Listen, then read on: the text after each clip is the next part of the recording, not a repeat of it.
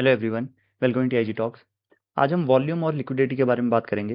ये हमारा चैप्टर 8 है of our technical analysis series. हम बेसिक से लेकर एडवांस तक एक टेक्निकल एनालिसिस सीरीज कर रहे हैं, पूरा कोर्स रहेगा। ठीक है, उसमें ए टू जेड सब चीज़ बताएंगे और छोटी छोटी वीडियो रहेगी, 10-10 15-15 मिनट की, लेकिन थोड़ी ज़्यादा वीडियोज़ हो सकती है, 80+ वीडियोज़ हो सकती है आई गेस। ठीक है, तो आज की वीडियो स्टार्ट करते हैं। वीडियो स्टार्ट करने से पहले मैं रिक्वेस्ट करूँगा आपसे कि लाइक करना, सब्सक्राइब करना, शेयर करना एंड कमेंट करना चैनल पे। And let's start our video. ठीक है, पहले उस पे चलते हैं। सबसे पहले तो ये देखना कि वॉल्यूम क्या होता है। बहुत ज़्यादा इंपॉर्टेंट होता है वॉल्यूम किसी भी स्टॉक को एनालाइज करते हुए। भले ही आपको देखना पहली स्लाइड में लिखा हुआ है मैंने कि प्राइस आपको बताता है कि क्या हो रहा है, मतलब कि क्या है, मतलब एग्जैक्टली ना। लेकिन वॉल्यूम बताता है कि जो प्राइस आपको बता रहा है उस पर विश्वास करना है या नहीं करना है। तो आप इसी बात से अंदाज़ा लगा सकते हो कि वॉल्यूम कितना ज़्यादा इंपॉर्टेंट है। ठीक। अब वॉल्यूम क्या होता है? वॉल्यूम का सिंपल सा मतलब ये है कि एक पर्टिकुलर टाइम फ्रेम पे, लेट्स से आपने 1 मिनट का टाइम फ्रेम लगा रखा है चार्ट पे, तो 1 मिनट टाइम फ्रेम पे कितने शेयर्स ट्रेड हुए हैं, बाय या सेल हुए हैं, उसको कहते हैं वॉल्यूम। ठीक है, सिमिलरली 1 डे पे भी हो सकता है, 1 वीक पे भी हो सकता है, डिपेंड करता है कि आप कौन सा टाइम फ्रेम चूज कर रहे हो ऊपर। ठीक। अब एक सबसे बड़ा मिसकंसेप्शन क्या होता है कि ग्रीन वॉल्यूम जैसे आप लगाते हो मार्केट में, चार्ट में, तो ग्रीन और रेड कलर रहता है वॉल्यूम में, है ना। तो ग्रीन मतलब लेट्स से ये ग्रीन है, ठीक है, एंड लेट्स से ये रेड है। तो ग्रीन मतलब लोग ऐसा समझते हैं कि ये बाइंग वॉल्यूम है, और रेड मतलब समझते हैं कि ये सेलिंग वॉल्यूम है। बट एक चीज, एक लॉजिकली चीज सोचना, इसमें कुछ स्टॉक मार्केट का कुछ है ही नहीं इसको समझने के लिए, है ना। लॉजिकल चीज सोचना, क्या पॉसिबल है कि बाइंग वॉल्यूम ज्यादा होगा एंड सेलिंग वॉल्यूम कम होगा, या फिर ऐसा पॉसिबल है कि बाइंग वॉल्यूम कम होगा, सेलिंग वॉल्यूम ज्यादा होगा? भाई जितने लोग खरीदने वाले होंगे उतने ही बेचने वाले भी होने चाहिए ना। हमेशा इक्वल रहेगा ना वो। समझो आप इस चीज को कि मान लो मैं बेच रहा हूं, अब मैं बेचूंगा तभी तो वॉल्यूम दर्ज होएगा उसमें, लेकिन मैं बेच रहा हूं किसी को, तो खरीदने वाला भी तो सामने कोई ना कोई होएगा। अगर वो खरीदेगा तो उसका वॉल्यूम भी दर्ज होएगा मार्केट के उसमें, जो चार्ट है उसमें, है ना। समझ रहे हो? तो एक चीज, एक बंदा खरीद रहा है, एक बंदा बेच रहा है, तो equal number of buyers and equal number of sellers होते हैं हमेशा। ठीक है। तो वॉल्यूम का मतलब अगर ग्रीन दिखे आपको या रेड दिखे, उसका मतलब बिल्कुल भी ये नहीं है कि इतने नंबर ऑफ बायर्स हैं या इतने नंबर ऑफ सेलर्स है। हमेशा नंबर ऑफ बायर्स और नंबर ऑफ सेलर्स इक्वल होते हैं। उसका कुछ लेना देना नहीं है वॉल्यूम, उस कलर का कुछ लेना देना नहीं है वॉल्यूम से। तो आप वो कलर को इग्नोर भी कर सकते हो। ठीक। ये एक एग्जांपल था कि मान लो लेट्स से कि एक पर्टिकुलर दिन में, एक या एक पर्टिकुलर स्टॉक में, जो नॉर्मल एक दिन का वॉल्यूम होता है वो 10,000 के अराउंड होता है, लेट्स से, मान लो, है ना। 10,000 के अराउंड होता है, ये एवरेज रहता है। लेकिन किसी दिन लेट्स से ये जो 10,000 का वॉल्यूम है ये अचानक 50,000 हो जाए, तो भाई थोड़ी रिसर्च करने वाली बात तो है ना कि जिस स्टॉक में ज़्यादातर 9,000, 10,000, 11,000 का वॉल्यूम रहता है एक दिन में एवरेज, तो उसी स्टॉक में एक दिन में 50,000 वॉल्यूम कैसे आया? ऐसा क्या स्पेशल हुआ? ऐसी क्या एक्टिविटी हुई? तो ये यहाँ पे रिसर्च का मुद्दा बन जाता है, यहाँ पे चेक करना बनता है आपका कि भाई एग्जैक्टली यहाँ पे हुआ क्या है। ऑब्वियसली वहाँ पे जो है बल्क में बाइंग या सेलिंग हुई है नॉर्मल डेज से, है ना। तो यहाँ पे आपका थोड़ा अंदाजा आ जाता है कि हो सकता है यहाँ पे इंस्टीट्यूशन घुसे होंगे। तो इसलिए वॉल्यूम बहुत इंपॉर्टेंट है। ठीक है।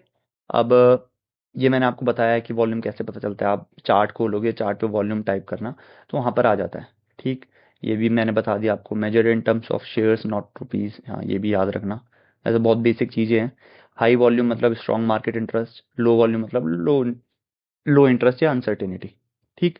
अब वॉल्यूम आप समझ चुके हो क्या होता है। अब लिक्विडिटी समझते हैं कि लिक्विडिटी होता क्या है। देखना, लिक्विड का मतलब क्या होता है। आप नॉर्मल तरीके से समझो, लेट्स से कि वाटर है।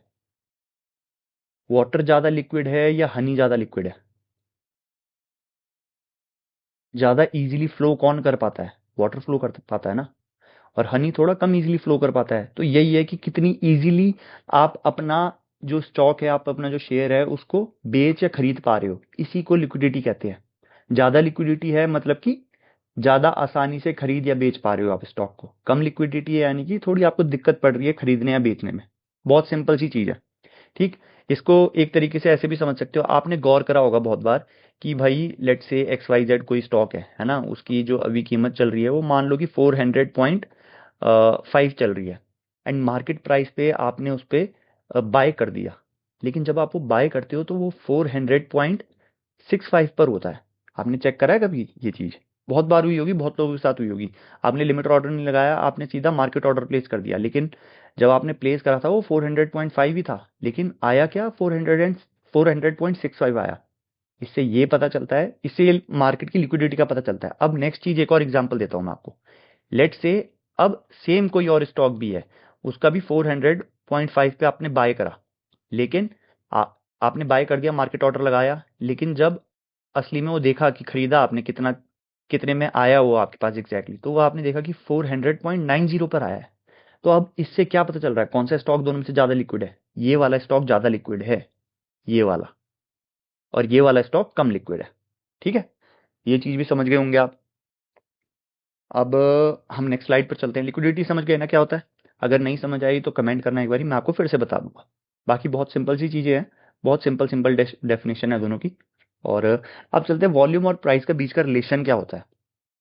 देखना, अगर प्राइस आपका लगातार ऊपर जा रहा है ट्रेंड में, एंड वॉल्यूम भी बढ़ रहा है आपका धीरे धीरे करके, तो फिर मतलब स्ट्रॉन्ग बुलिश है, मतलब कि ट्रेंड अच्छा चल रहा है। लेकिन प्राइस आपका लेट से अप ट्रेंड में जा रहा है धीरे धीरे, लेकिन वॉल्यूम आप देख रहे हो कि बहुत ही अनस्टेबल है। अनस्टेबल इन द सेंस कि बढ़ रहा है फिर कम कम कम कम कम, मतलब बढ़ने की जगह जो कॉन्स्टेंटली बढ़ना चाहिए वो कॉन्स्टेंटली कम हो रहा है। तो मतलब कि थोड़ी जो ट्रेंड है उसमें थोड़ा कम दम हो सकता है, मतलब कि वीक ट्रेंड हो सकता है थोड़ा। ठीक। अब प्राइस नीचे जा रहा है एंड वॉल्यूम भी ऊपर जा रहा है। अब इसका मतलब क्या है कि ट्रेंड स्ट्रांग है, लेकिन यहाँ पे डाउन ट्रेंड चल रहा है। सेम ऊपर वाला केस है, बस इसमें बियरिश केस था, इसमें सॉरी बुलिश केस था, इसमें बियरिश केस है। ठीक। अब नेक्स्ट चीज क्या है कि प्राइस नीचे गिर रहा है, लेकिन वॉल्यूम भी नीचे गिर रहा है। समझ रहे हो? प्राइस नीचे गिर रहा है पर वॉल्यूम भी नीचे गिर रहा है। इसका मतलब ये है कि सेलर्स जो है इतने ज्यादा एग्रेसिव नहीं है। अगर बायर्स चाहे तो इसको बाउंस बैक करवा सकते हैं वापस इस स्टॉक को। बहुत सिंपल सी चीज है। आई होप ये चारों केस समझ गए होंगे आप, है ना?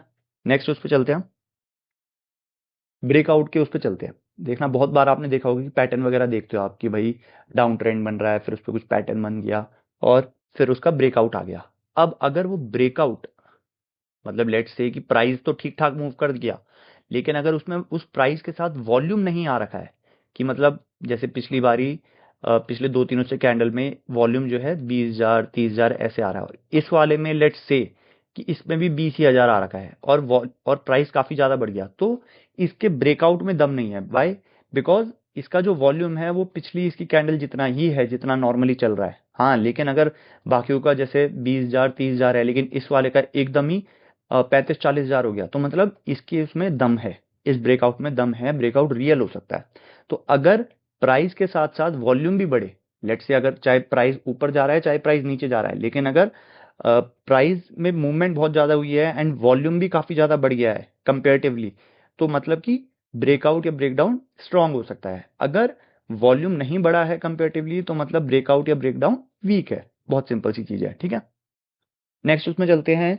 अच्छा, मार्केट डेप्थ या ऑर्डर बुक आपको पता होगी, आपने जैसे जेरोधा वगैरह या कोई सभी जो भी ब्रोकर यूज करते हो आप, वो देखा होगा, तो उसमें एक ऑप्शन होता है मार्केट डेप्थ का। ठीक है, उसमें जनरली एक साइड बाय रहता है, एक साइड बिड रहता है एंड एक साइड आस्क रहता है ना? तो वही चीज होती है लिक्विडिटी, जो मैंने आपको ये पिछली बारी बताया था ये एग्जाम्पल में। ये वाला जो एग्जाम्पल है कि भाई 400.5 पर आप बाय कर देते हो, लेकिन असल में इतने में मिलता है, तो ये इसी वजह से होता है, बिड की वजह से ही होता है। जो आपकी मार्केट डेप्थ है उसी की वजह से होता है। मार्केट डेप्थ में एक्चुअली आपके लिमिट ऑर्डर्स लगाए रहते हैं कि लोगों ने कहाँ कहाँ पर ऑर्डर लगा रखे हैं जिनको वहां पे खरीदना है या बेचना है। तो वही बाय आस्क और बिड ऑर्डर लगाया रहता है। ठीक है, आस्क मतलब सामने वाला इतना प्राइस मांग रहा है, बिड मतलब सामने वाला इतना प्राइस लगाने के लिए तैयार है। ये चीज होती है। अच्छा, अब इसमें जो है आपको कई बार जो माइक्रो स्टॉक्स होते हैं या छोटे स्टॉक्स होते हैं ना, उसमें आपको कई बार फंसा लिया जाता है। कैसे? भाई आप 5-10 रुपए समझ के तो ले लेते हो, लेकिन अब उसमें इतनी लिक्विडिटी ही नहीं है। आपने मान लो कि 10 रुपए का एक स्टॉक है, आपने सोचा सस्ता स्टॉक है ले लेते हैं, 10,000 क्वांटिटी खरीद दी आपने, है ना? अब ये 1 लाख रुपए के हो गए। अब भाई जब आप इसको बेचने जाओ तो आप बिके ही ना स्टॉक। क्यों? क्योंकि भाई बायर्स ही अवेलेबल नहीं है इस स्टॉक के लिए उस पर्टिकुलर प्राइस पे। और अगर आप जैसे बेचने जा रहे हो, 10 रुपए का था, मान लो कि 11 रुपए पे बेचने जा रहे हो आप इसको, अब 11 रुपए पे बायर्स ही अवेलेबल नहीं है, सीधा बायर्स मांग कर रहे हैं कि हमको तो ये स्टॉक 7 रुपए पे चाहिए। तो लिक्विडिटी ट्रैप हो गया ना यहाँ पे, आपको बेचने को मिल ही नहीं रहा है आपके मनचाहे प्राइस पे भाई, है ना? जबकि प्राइस अभी भी वहीं पे ही चल रहा है आसपास, लेकिन इतनी क्वांटिटी नहीं है वहां पे। ज्यादा 11 रुपए में बिकेंगे तो ज्यादा ज्यादा कितने बिक जाएंगे आपके? लेट से मान लो कि 200-300 बिक गए, उसके बाद सीधा 7 पे है। तो यहाँ दिक्कत आ गई ना आपके पास कि भाई 200-300 स्टॉक तो 11 रुपए में बिक जाएंगे, उनमें तो प्रॉफिट हो जाएगा, लेकिन बाकी की जो लोगों की वो है डिमांड है, उनको चाहिए कि 7 रुपए में दो हमको स्टॉक। तो वो लिक्विडिटी ट्रैप, आप फंस गए उसमें। बायर्स ही नहीं है क्योंकि एक पर्टिकुलर उस पर्टिकुलर प्राइस में एग्जिट करने के लिए। ठीक है, तो ये चीज़ है लिक्विडिटी क्राइसिस इन। अच्छा, ये भी बहुत, ये नॉर्मल सी चीज़ है। कभी भी मार्केट में पैनिक होता है तो फिर लोग जल्दी जल्दी बेच देते हैं। जब पैनिक होता है मार्केट में तो लोग ज़्यादा बेचते हैं, खरीदने के लिए कोई इजीली तैयार नहीं रहता है। ठीक, तो इस वजह से कई बार वो भी लग जाता है अपना लोअर सर्किट और अपर सर्किट भी लग जाता है। लोअर सर्किट मतलब जब ज़्यादा पैनिक है एंड लोग ज़्यादा ज़्यादा बेचना चाह रहे हैं, अब खरीदने के लिए कोई तैयार नहीं है। ठीक है, जब जीरो नंबर ऑफ बायर्स हो जाते हैं तो लोअर सर्किट लग जाता है। एंड जब उल्टा हो जाता है, जस्ट अपोजिट, कि हर किसी को खरीदना है ये स्टॉक, बेचना किसी को है ही नहीं, तो अपर सर्किट लग जाता है। ठीक है, नेक्स्ट चीज देखते हैं। अच्छा, ये कुछ चीजें हैं जैसे कि मान लो, पहले एक्युमुलेशन एंड डिस्ट्रीब्यूशन समझाता हूँ मैं आपको। एक्युमुलेशन एंड डिस्ट्रीब्यूशन का सिंपल सा मतलब ये है कि जब भी लेट से कोई इंस्टीट्यूशन बाइंग करना चाहता है किसी एक स्टॉक की, तो वो भाई एक साथ नहीं खरीद सकता सब कुछ, है ना? वो धीरे धीरे जो है, जो सपोर्ट क्रिएट होता है ना, सबसे पहले जैसे मान लो कि 100 शेयर्स खरीदने एक इंस्टीट्यूशन है, हाइपोथेटिकल सिचुएशन है, तो यहाँ पर उस पर्टिकुलर इंस्टीट्यूशन ने 20 शेयर खरीद लिए। फिर जब प्राइस वापस यहाँ पर आया, वो इंस्टीट्यूशन वापस से 25 शेयर खरीदता है। फिर वापस ऐसे आया यहाँ पे इंस्टीट्यूशन, फिर से 25 स्टॉक खरीदता है। कितने हो गए टोटल? 25 25 50, 70 स्टॉक हो गए। फिर वापस यहाँ पर आया, यहाँ पर वो इंस्टीट्यूशन फिर से 10 स्टॉक खरीदेगा। ठीक है, 25 25 50 70 80 स्टॉक हो गए। ऐसे करके ही सपोर्ट भी क्रिएट होता है, देखना। और फिर जब वापस यहाँ पर आया है, जितने भी बाकी के बचे हुए स्टॉक होंगे वो सब खरीद देगा। अब ये तो उसने लिमिट ऑर्डर पर खरीदे, जब वो यहाँ पे खरीदेगा तो हो सकता है मार्केट ऑर्डर पे खरीदे एंड प्राइस सीधा ऊपर भाग जाए। अब एक चीज समझना, वो यहाँ पर मार्केट ऑर्डर में क्यों नहीं खरीद रहा? बिकॉज अगर वो सीधा यहाँ पे 100 का मार्केट ऑर्डर लगा देगा, उसको मिलने को मिल जाएंगे, बट उसके मनचाहे प्राइस पे नहीं मिलेंगे ना। हो सकता है कि उसको 100 में से 25 स्टॉक इसी प्राइस में मिल जाए, लेकिन जो बाकी के 75 स्टॉक है वो ऊपर जाके कहीं प्राइस पे मिले, तो उसके लिए तो घाटा हो गया ना। तो ये चीज होती है एक्यूमुलेशन की, धीरे धीरे करके खरीद रहा है। और सेम चीज अगर धीरे धीरे करके बेचे वो स्टॉक को, तो वो चीज होती है डिस्ट्रीब्यूशन। बहुत सिंपल सी चीज है। ठीक, अच्छा ये देख लेते हैं अब, क्लाइमैक्स या फिर एग्जॉशन वॉल्यूम जिसको कहते हैं। After a long trade, stock trade 5 times 10 times of normal value in one day. अच्छा समझना कि लेट से कि भाई कोई एक स्टॉक है, ठीक है? अब वो काफ़ी लंबे टाइम से जो है एक ट्रेंड में चल रहा है, अप ट्रेंड पे चल रहा है, और एक-एक दिन में जो है काफ़ी ज़्यादा वॉल्यूम उसमें ट्रेड हो रहा है। अब काफ़ी ज़्यादा जब वॉल्यूम एक दिन में ट्रेड होने लग जाए, और लेट्स से कि वो लंबे टाइम से लॉन्ग ट्रेड में है, लंबे टाइम से लॉन्ग ट्रेड में होने का मतलब है कि नीचे किसी ना किसी इंस्टीट्यूशन ने खरीदा ही होगा उसको। ठीक है, अब जब ज़्यादा से ज़्यादा वॉल्यूम नज़र आता है लोगों को, मतलब इंस्टीट्यूशंस को, इंस्टीट्यूशंस के पास बहुत बहुत ही बढ़िया मौका हो जाता है कि अपने जो प्रॉफिट बुकिंग करने का, मतलब एक तरीके से कि जो नीचे प्राइस पे उसने खरीदा था अब उसको बेचना चाहिए ताकि वो प्रॉफिट बुक कर सके। तो अब जो है धीरे धीरे एग्जॉस्ट हो जाता है वॉल्यूम जब वो बेचना चालू करता है। ठीक है, और धीरे धीरे करके वापस रिवर्सल हो जाता है वो। ये चीज़ है, बाकी कुछ नहीं है। अच्छा, स्टॉप लॉस हंटिंग, ये बहुत सिंपल सी चीज़ है कि लेट्स से ये एक पर्टिकुलर वो है, आपका सपोर्ट है। इंस्टीट्यूशंस को भी पता है, आपको भी पता है ये आपका सपोर्ट है। तो इंस्टीट्यूशन क्या करेंगे, थोड़ा सा इससे नीचे जाकर आपका स्टॉप लॉस हिट करवाएगा एंड देन वहाँ पे खरीदेगा एंड वापस वो ऊपर उछल जाएगा। तो यही चीज़ है स्टॉप लॉस या स्टॉप हंटिंग। ठीक है, इसी को कहते हैं। And high and low volume notes किसको कहते हैं?